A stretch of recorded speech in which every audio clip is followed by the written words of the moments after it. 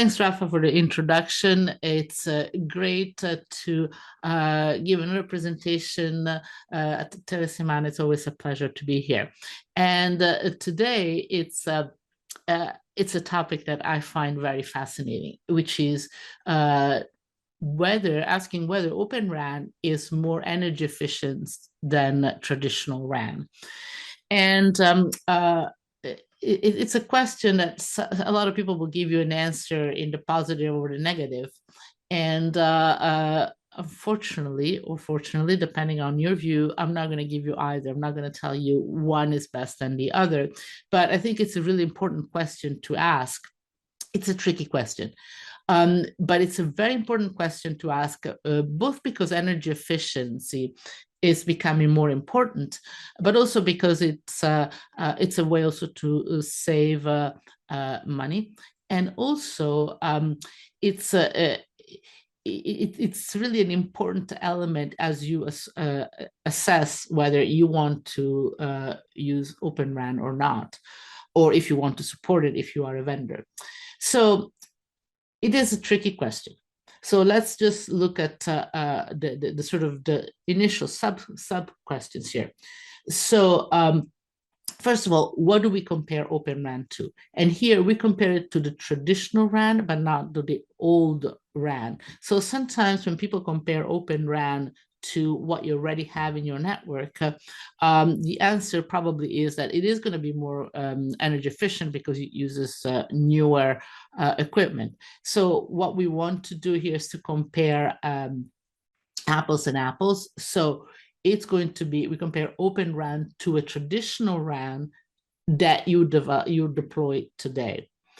And then the second question is, what is Open RAN? And there are a lot of ways to define Open RAN, and there are some elements that are optional and some are not. And so there is the Open RAN, and then what I increasingly call Open RAN without a capital O, which is basically the next RAN, a RAN that it's open, but you can open the RAN in different ways. And I'm going to get to that a little bit later. And I'm going to be also talking about energy efficiency and not energy consumption, overall energy consumption. So that's an important difference, and we'll get to that later. And then finally, we're going to talk about what affects energy efficiency. So just since as I said, it's a tricky question. So I recently had a 1-hour conversation with Deutsche Telekom, with Alex Troy and Gordon Witzel. And Alex Troy is the head of the ORAN Alliance. So it's clear where he stands, and Deutsche Telekom has a big commitment to Open RAN. So we asked to the audience the same question, and you can see that the audience was split at the beginning, is still split at the end, even though we were able to convince a few. But basically, some people think that one is more efficient than the other, but most of them say it depends. And this is because no matter what you do, it really, for an operator, when you deploy the RAN, it can be more or less energy efficient, regardless of the choice you make. The choice of Open RAN versus traditional RAN. The question is how well you do it and how you evaluate the trade-offs. So there are, as I said, there are different ways to define what Open RAN means. And so here again, what I start using the term Open RAN without a capital O, it's because I realized that there are different ways to implement an Open RAN, or a RAN that it's open. So strictly technically, in order to have an Open RAN, you just need to use the open fronthaul interface. That is the ORAN Alliance has published. However, if you do so, you limit yourself. I mean, you don't take advantage of all the benefits. However, you don't need to use all the factors that I list here, although eventually you probably want to do that. And those are, so First one is the open front hall interface. Then you might have a disaggregated RAN with multiple vendors that gives you equipment choice. And then you might have the Open RAN to be virtualized and use a cloud native architecture and pooling gains. And you can choose different chipsets. So you can use general purpose chipsets, and then is increasing choice of accelerators and dedicated chipsets.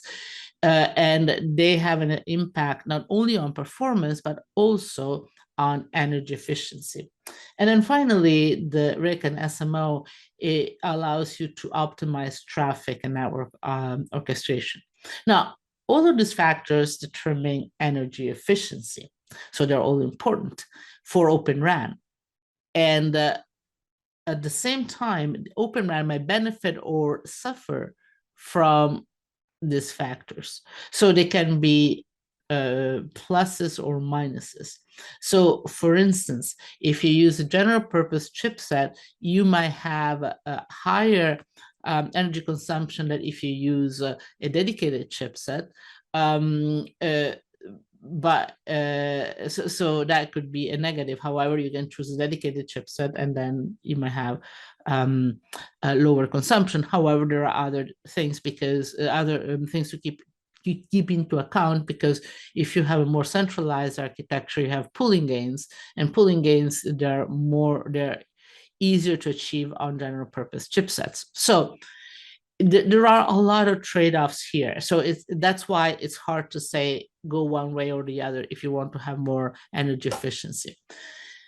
To complicate matters further, all these factors can also be used in a vertically aggregated traditional RAN.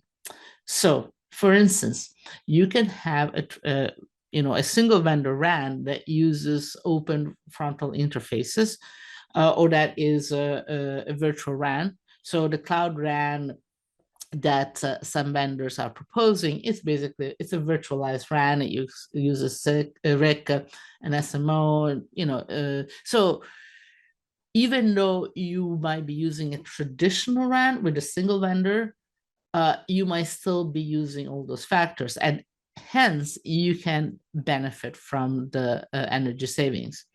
So you might say, well, so what's the difference? There is no difference between Open RAN and traditional RAN. So the way I see it is that in an Open RAN, you tend to have most of these factors are going to be implemented.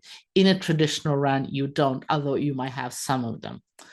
However, it's not like a black and white type of situation, as some of the proponents and the detractors would like to sometimes claim that, if you do Open RAN, it's all this way. If it's traditional RAN, it's all that way. There is a lot of middle ground. Now, how to think about energy efficiency in the RAN? Because so the first question is that, okay, so what do you define? What is Open RAN, and what is traditional RAN? But the second question is, what is energy efficiency? That is another tricky question. And how do you measure it? So when you think of measuring power consumption, you have two pieces of equipment that do the same thing, and you compare power consumption at max capacity or half capacity, well, usually it's, full capacity.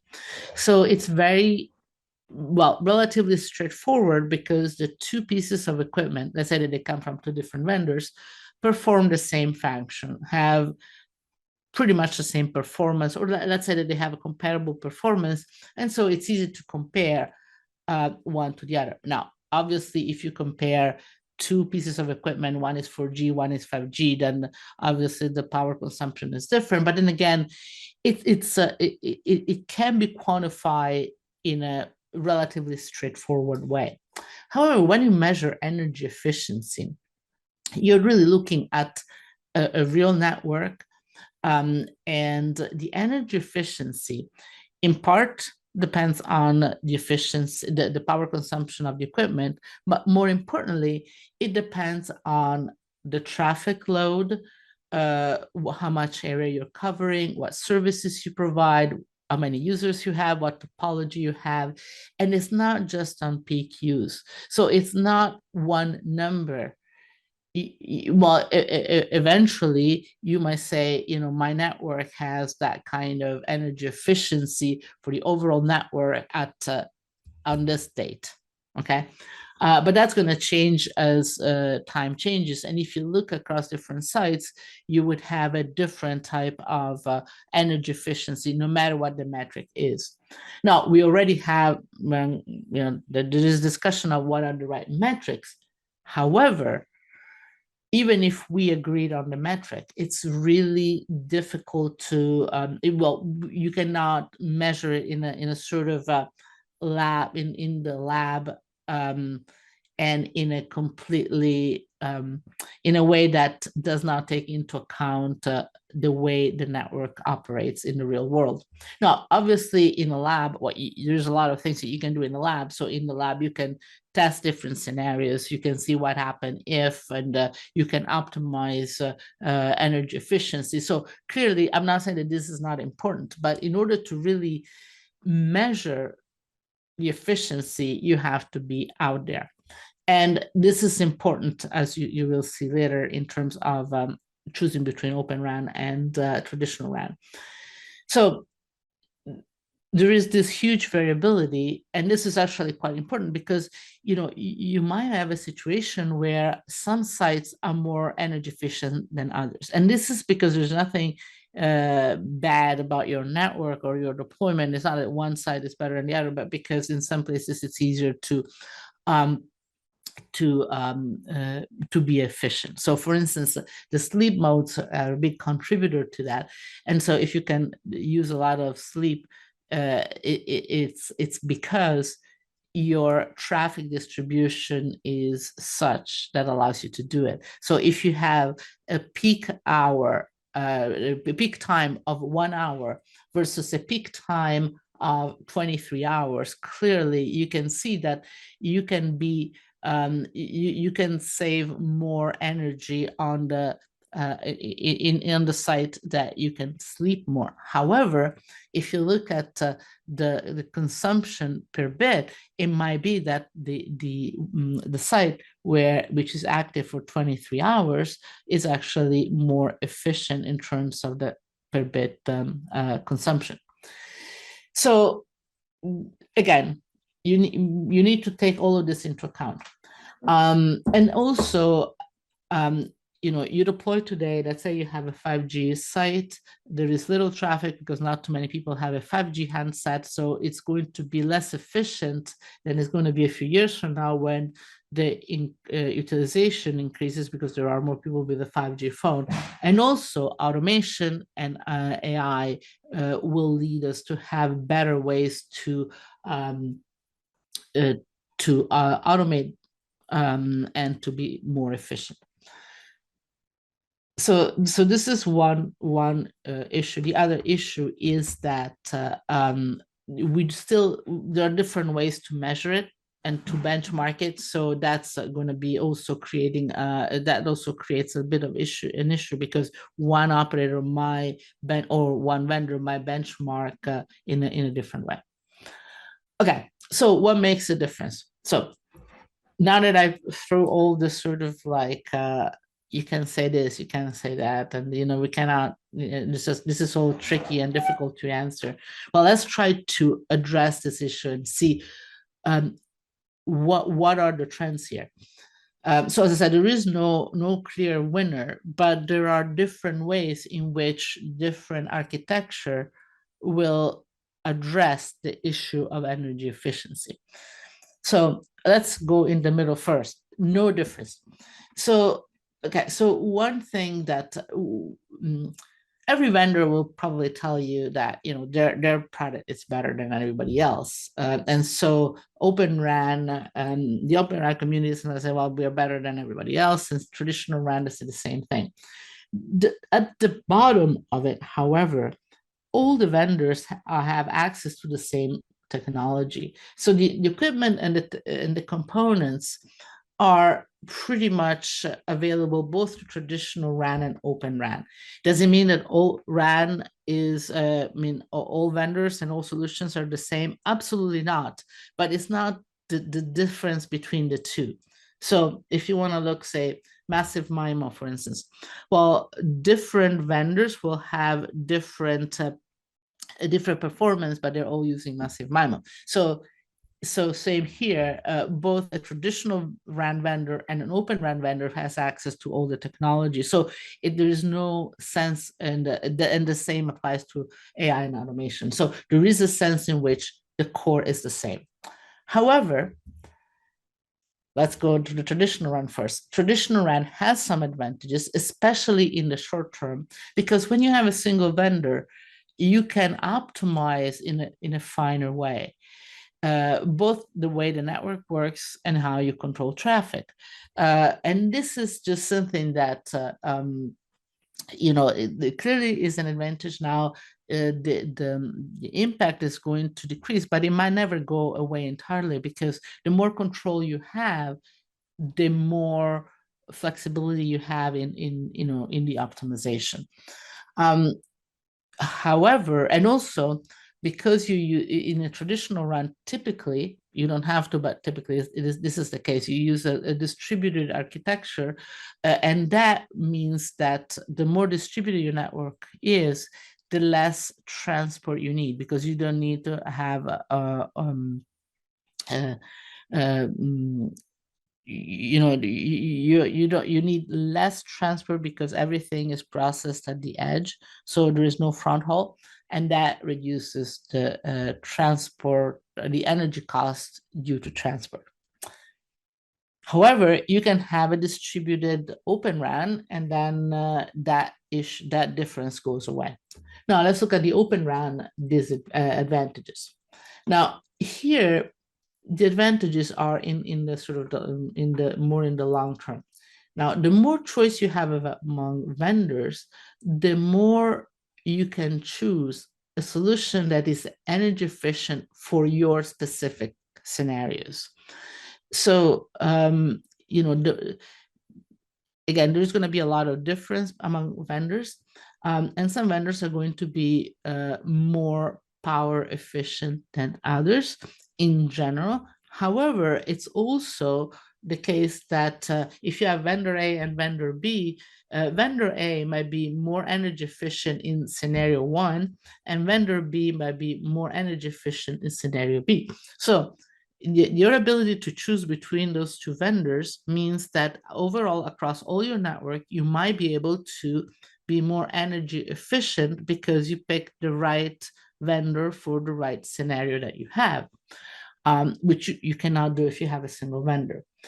And also, Open RAN, you're more likely to benefit from virtualization and cloud-based architecture and pooling gains, meaning that if you have a centralized architecture, you can use the hardware, the same hardware for different purposes depending on the usage. So if you remember what I said before, that you can use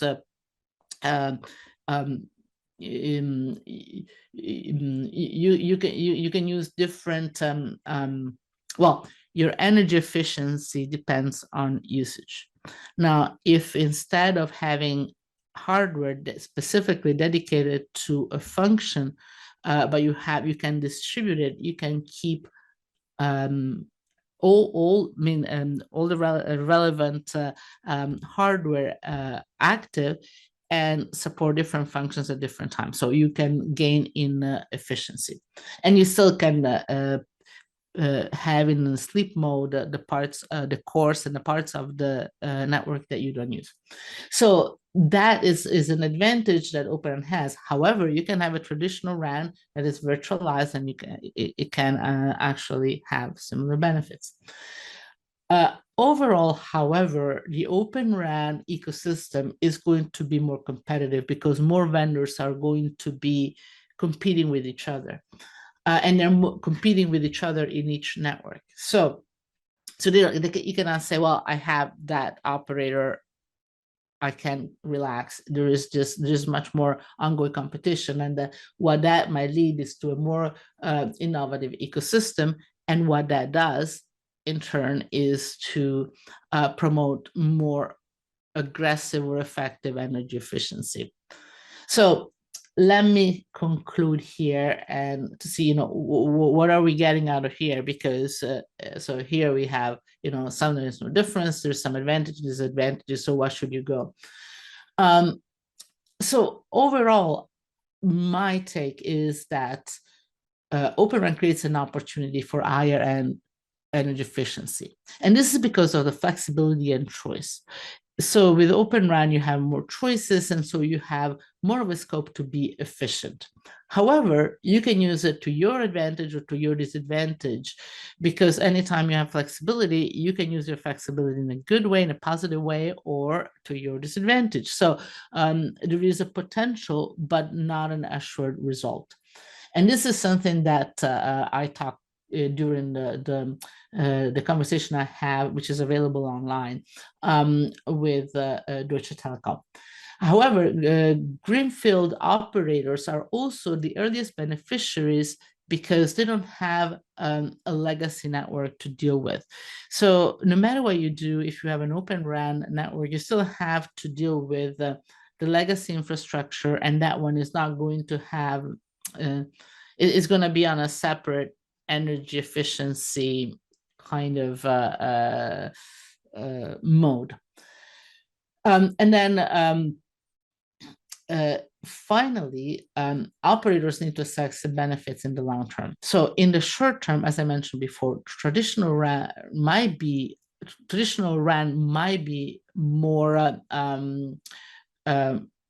energy efficient.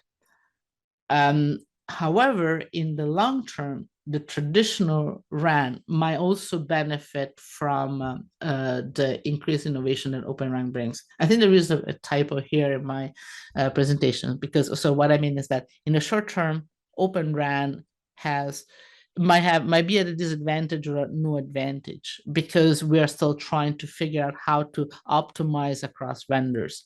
However, in the long term, the traditional RAN by benefit, because as I said before, this is the same technology that both Open RAN and traditional RAN use. So if there is more competition and there are solutions that are more energy efficient for Open RAN, the traditional RAN vendors will adopt them as well. And so this is all from me. The only thing that I would like to point out is that I just published a report on the wider issue of energy efficiency in wireless, both RAN and beyond, and you can get it. And this is also where you can listen to the longer discussion that I had with Deutsche Telekom. And with that, I'd be happy to answer any questions you might have. Rafa, over to you.